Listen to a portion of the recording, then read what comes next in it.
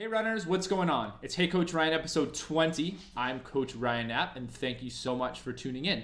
We're going to have a special guest today because he's been pawing at my leg. So, come here Pace. This is Pace.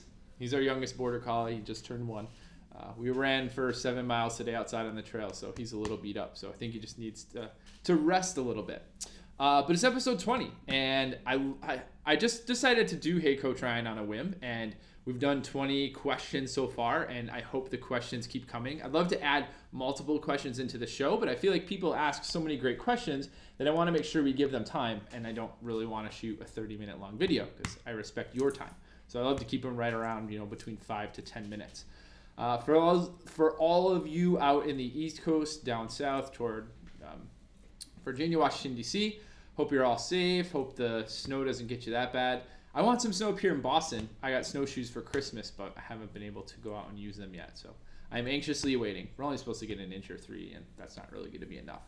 But today's question is actually about training in the winter, and it comes from Leia, who's a miles to go endurance athlete. And she asks, this Winter Warrior Challenge had me thinking about when to brave the elements and when to pack it inside. Winters in Minnesota suck, and as the temperature and snow starts to drop, she watched her times creep up. While she can run in sub-zero temps and on snowy roads, she feels like she's starting to sacrifice quality and lose the effectiveness of training through winter. At what point is it better to find an indoor track or treadmill for my workouts?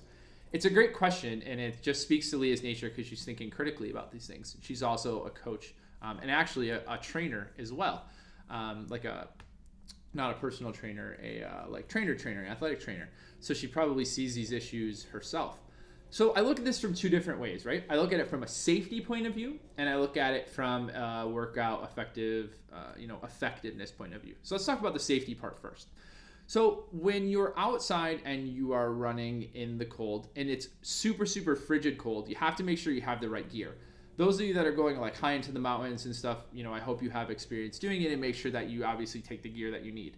But even if you're out running on a trail and you're looking at these days where it's negative 20 wind chill and that, if you're out on a trail and something were to happen and you were to stop running, you get really cold really fast. So make sure that you're letting people know where you are, you're taking your phone, and you're just being a little bit more cautious, especially with ice and with the snow, because even if it's warmer outside, if it's an area that's getting a lot of shade, you could, possibly fall, and just make sure that you have the right gear on you. The second part in safety is going out when it's actually snowing and when you're having these kind of weather events. So it's super fun to go out when you're getting snow and you're loving to run in it. But what you want to make sure is that if you're in a city, if you're in a city where you're going to be running on roads or on sidewalks, to just remember that driving in the snow and in crappy weather sucks. It's not very fun, and you want to make sure that you're respecting the people that are out there driving, and that you're not giving them another thing that they have to worry about. So just make sure to stay on the roads, or make sure to stay on the sidewalks. Stay as far away from traffic as you can. Stop at red lights. Don't start running across, especially in the middle of a light cycle. If it's red, don't cross the street. And just make sure you respect the people that are out there driving, because it'll be safer for them and it's going to be safer for you. You don't need to get hit by a car, frankly. And the third part, injury-wise, is just injuries to yourself. So making sure that you're keeping an eye on where you're running for ice and those types of things. And even just little injuries that can pop up, like tweaks to your hamstring or tweaks to your groin. These things are more common, anecdotally, these things are more common in the winter because of the footing that we're running on, especially after a big weather event.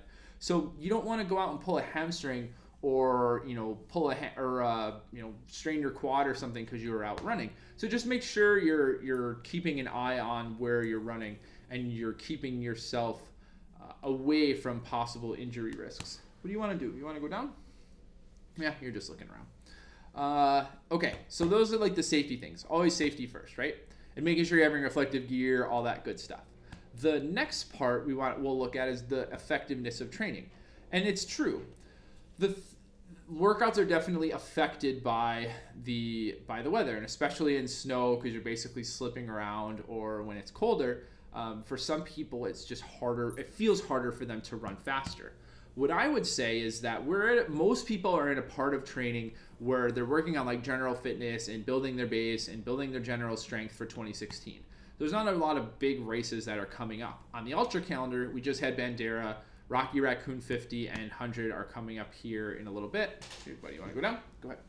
They're coming up here in a little bit in the next couple weeks. But other than that, you don't really have anything big coming up. Like Boston kind of starts the bigger marathon calendar, and that's, more than 10 weeks away. So you can afford to go out and be a little bit slower if you like to run outside in the wintry conditions. And then for your quality workouts, so if you're starting tempo stuff, you're starting fartlek stuff now, you can do those on the treadmill and make sure that you're able to change up those paces and you're able to maintain that effort safely. And I think that that's a great way to look at it. Longer stuff or easy stuff, if you want to do outside, that's fine. More quality stuff, so tempo, fartlek, steady state, hills, any type of workouts where you're changing the pace and you really need to make sure you're getting into a rhythm and you can do that safely, do on the treadmill or on an indoor track. And if you split your workouts like that, you're doing well.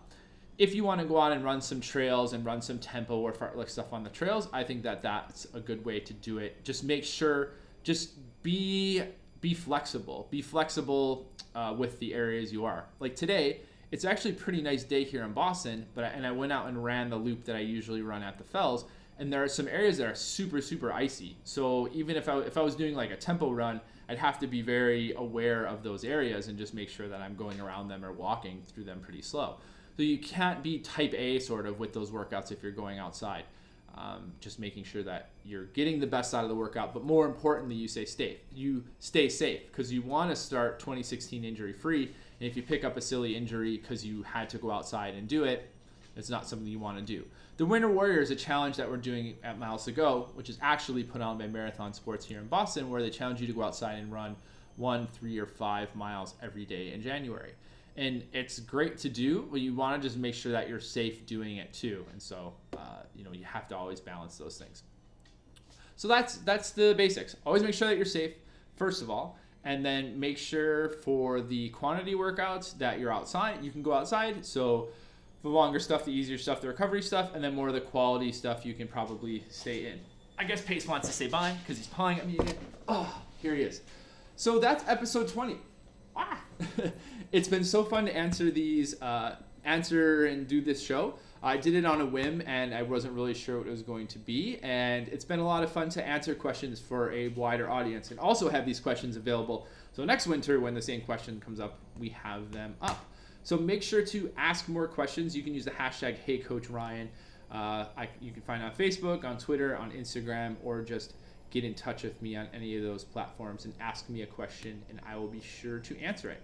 So we're going to be back here very soon with episode 21.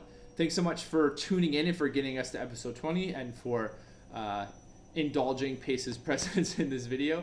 And we will be back very soon with episode 21. So leave your comments. Thanks so much for tuning in, and we will see you soon. Say bye, bud.